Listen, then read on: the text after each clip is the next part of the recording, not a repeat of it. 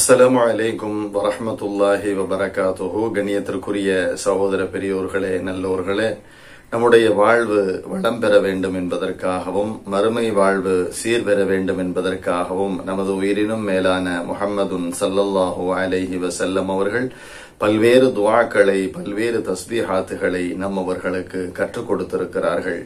அந்த வரிசையில் ஒரு தஸ்பீஹை நாம் இன்று பார்ப்போம்.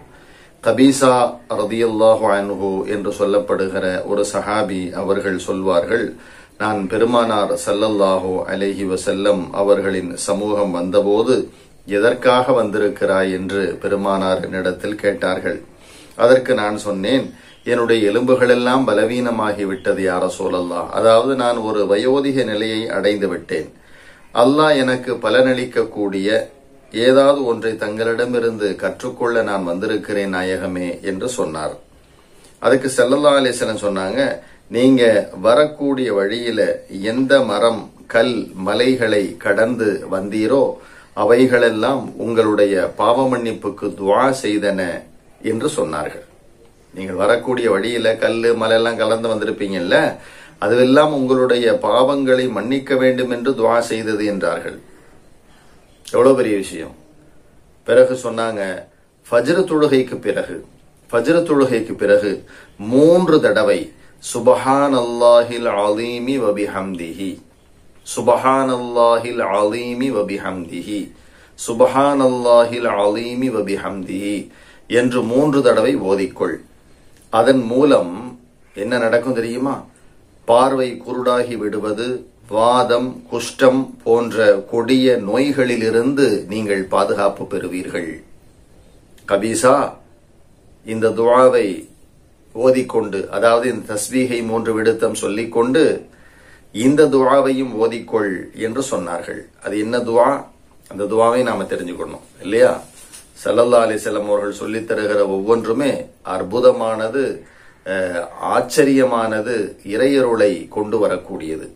அந்த ஒரு துஆ, அல்லாஹும்ம இன்னி அஸ்அலுக மிம்மா இந்தக வ அஃபித் அலைய மின் ஃபضلிக வன்ஷுர் அலைய மின் ரஹ்மதிக வன்சில் அலைய மின் பரகாதிக. இன்னொரு முறை சொல்றேன் கேளுங்க.